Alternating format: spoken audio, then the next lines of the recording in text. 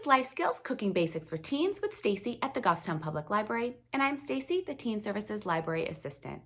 So Life Skills Cooking Basics for Teens is a YouTube show where I help teens feel a little bit more comfortable in the kitchen by making recipes, some of them simple, some of them a little bit more complex. And at the end of the episodes, I usually show some type of resource to help bring more inspiration to teen cooking. Today, we are going to make something that can be put on top of yogurt, on top of ice cream, can be eaten alone for breakfast, lunch, a snack. If you don't know what it is, I'll tell you. We're making homemade granola.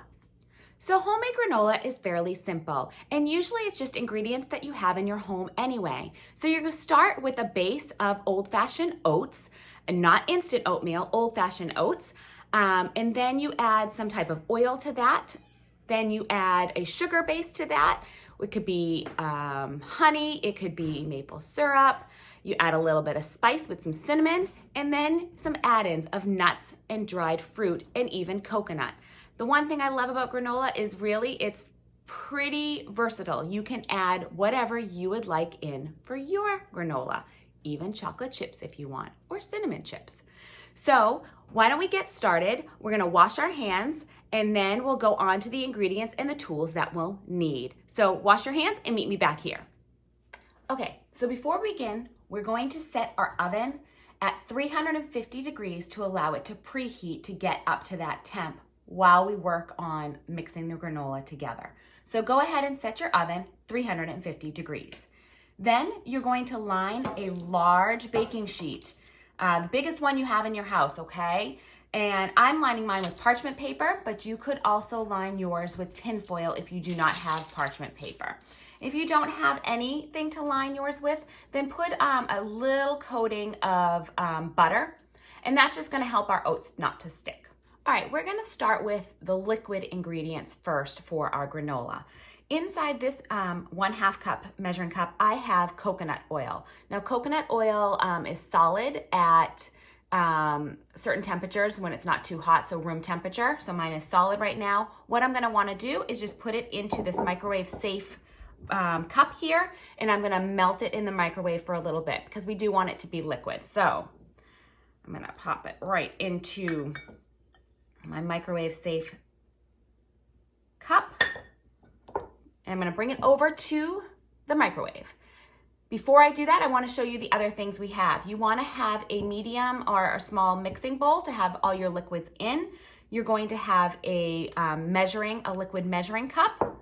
And then our other ingredients are going to be vanilla extract and maple syrup.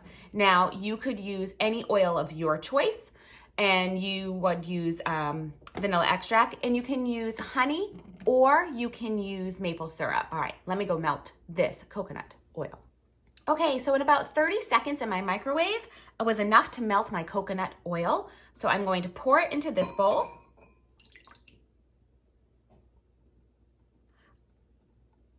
Okay.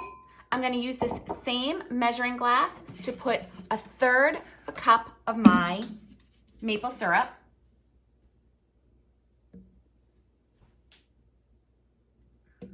Okay. All right, so I looked at that. I filled it right to the 1/3 cup line. Pour that in.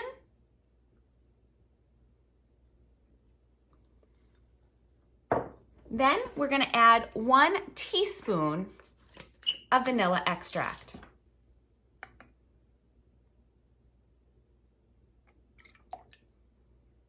The vanilla extract is optional, but I think it just gives an extra yummy flavor.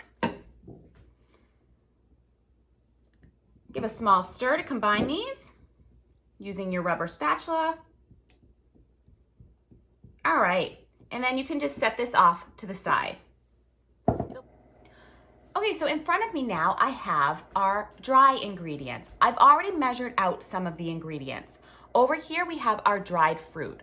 Altogether, you want 1 cup of dried fruit. I have a 1/2 cup of raisins and a 1/2 cup of dried cranberries. You can use whatever dried fruit you would like to use, and you can use all raisins, all cranberries, apricots, whatever you would like, 1 cup. Over here, I have the nuts I'm using today. I'm using slivered almonds and pecans. 1 cup of nuts. So I have a 1/2 cup of the slivered almonds and a 1/2 cup of the pecans. Again, whatever nut you would like to use. Walnut, almonds, cashew. For the larger nuts, like the pecans here, I'm gonna give them a rough little chop just to kind of break them up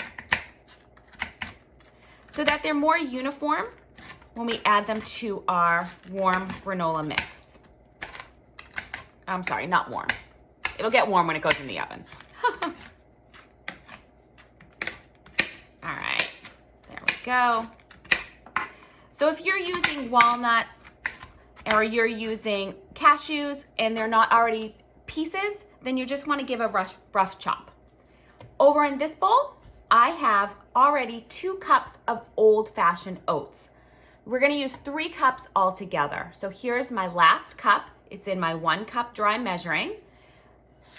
I'm going to add that into my bowl. And then we're going to add some cinnamon. So 1 teaspoon of cinnamon. This is the teaspoon that I used earlier with my vanilla extract. Clean it and then use it for your cinnamon because you don't want to get liquid inside your spice here that's going to sit in your cabinet. All right, sprinkle that right on.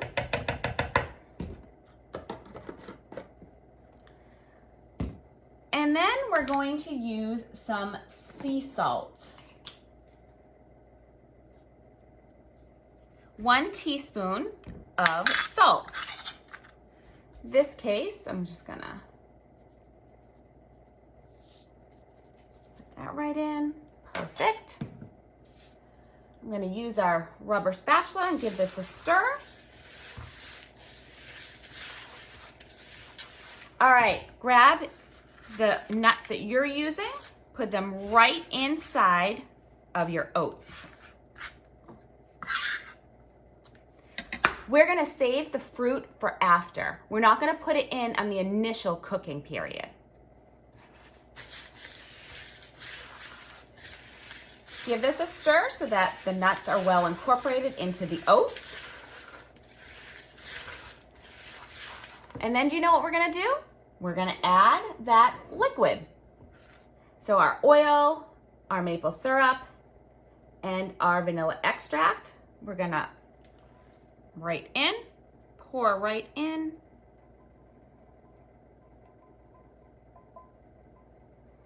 Give it a stir. You want to make sure that all of the oats and the nuts are well coated with your oil maple syrup mixture.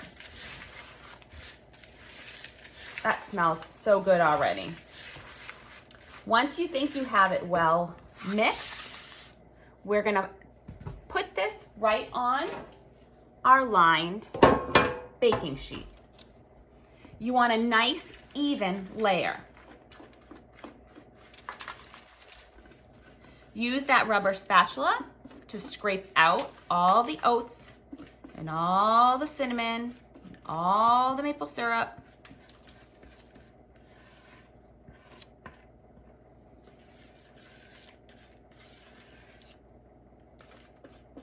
Okay. Using your spatula, spread into a nice even layer.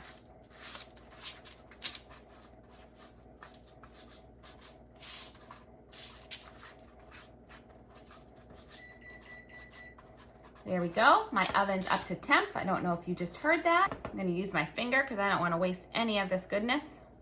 Okay, that looks pretty good. All right, this is going to go into our 350-degree oven. It's going to bake for 20 minutes altogether, but set a timer for 10 minutes because at the 10-minute mark, you're gonna wanna give your granola a little bit of a stir. That would also be the time where if you wanted to add coconut, shredded coconut to your granola, that would be the time to add it then. You don't want to add it in the beginning because you don't want your coconut to burn. That's not a great taste.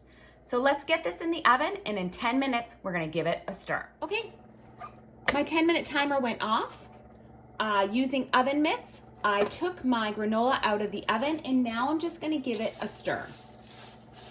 We want to make sure that everything gets heated evenly, and we want to make sure that none of our nuts are going to burn in any one place, or our oats for that matter. Once you feel that you've given it a good stir, make sure that you have an even layer again. And we're going to put this back in the oven, this time only for 5 minutes, because when we take it out the next time, we're going to add our 1 cup of nuts to it. So back in the oven for 5 minutes. Okay, another 5 minutes has gone by. Using my oven mitts, I took my granola out of the oven. We are now going to add our 1 cup of dried fruit.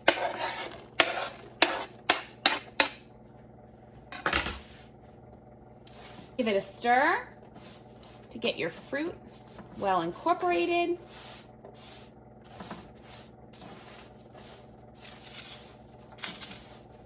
Last step, 5 more minutes in the oven, and then we're ready to let our granola cool.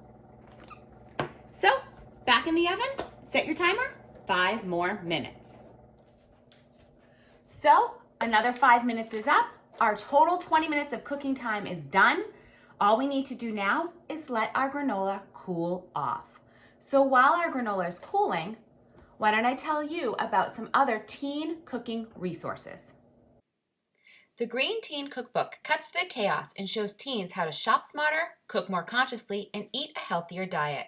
In addition to the 70+ incredible recipes that are created by teens for teens, the book also includes tips on how to shop on a budget and get the most of what you already have in your pantry, plus photos for each of the 70+ recipes. Hack your cupboard. Make great food with what you've got.